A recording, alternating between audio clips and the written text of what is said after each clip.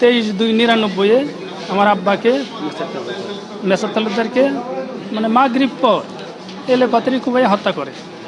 আমি মামলা করি, আমলি ক্ষমতায় ছিল দীর্ঘদিন, মানে এতই অত্যাচার করছে। মামলা করার পর সাক্ষী দিতে পারি না, কোনো কোর্টে যাইতে পারি না, থানায় যাইতে পারি না, থানায় যেও হেস্তে হেস্তে করে এই আমলিকের প্রভাব।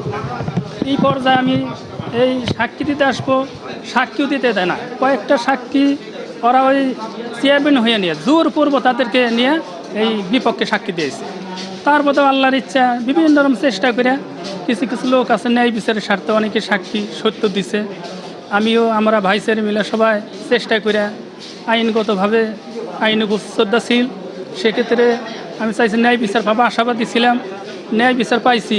কিন্তু তারপরেও মন কান্দে আব্বার জন্য এই বিষয়, মানে কষ্ট এটা বলার মতো ভাষা নাই।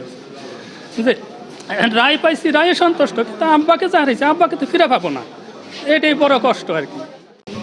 আজকে মাননীয় অতিরিক্ত জেলা দায়রা জজ আদালত 3 আদালতে মামলা নম্বর 126/2002 সালে একটা মামলা, যার ধারা 302/34, এই মামলাটা আজকে রায় হয়েছে। এই মামলাটায় মোট সাক্ষী 16 জন সাক্ষী উপস্থাপন হয়েছে এবং মাননীয় আদালত প্রত্যেকটা সাক্ষী সাক্ষ্য পুঙ্খানুপুঙ্খানু বিশ্লেষণ করে দেখা গেছে যে রাষ্ট্রপক্ষ এই মোকদ্দমায় আসামিদের বিরুদ্ধে 302/34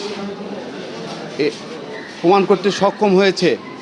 এই বিবেচনায় মাননীয় আদালত সাক্ষীদের সাক্ষ্য বিশ্লেষণ করে প্রত্যেকটা আসামিকে, মোট আসামি 8 জন, তার মধ্যে মামলা চলাকালীন অবস্থায় 2 জন মারা যায় এবং 6 জন আসামি উপস্থিত, তার মধ্যে 2 জন পলাতক এবং 4 জন আসামিকে মাননীয় আদালত যাবজ্জীবন কারাদণ্ড দিয়েছেন এবং 50,000 টাকা জরিমানা করেছেন। এবং রাষ্ট্রপক্ষ যেই মামলা প্রমাণ করতে সক্ষম হয়েছে এবং এখানে যে আইনের যে শাসন প্রতিষ্ঠিত হয়েছে, রাষ্ট্রপক্ষ এই রায়ে অত্যন্ত খুশি এবং আজকে যে বাদী আছে তারাও এই রায়ে অত্যন্ত খুশি। তারা এই রায় খুশি, তারা ন্যায় বিচার পেয়েছে এবং আদালতও এই সাক্ষীদের সাক্ষ্য প্রমাণে যে প্রমাণ হয়েছে যে এই আসামিরা হত্যা করেছে, বাদীর পিতাকে হত্যা করেছে, এই রাষ্ট্রপক্ষ খুশি, এই রায়ে অত্যন্ত খুশি এবং আজকের যে বাদী তারাও এই রায়ে অত্যন্ত খুশি।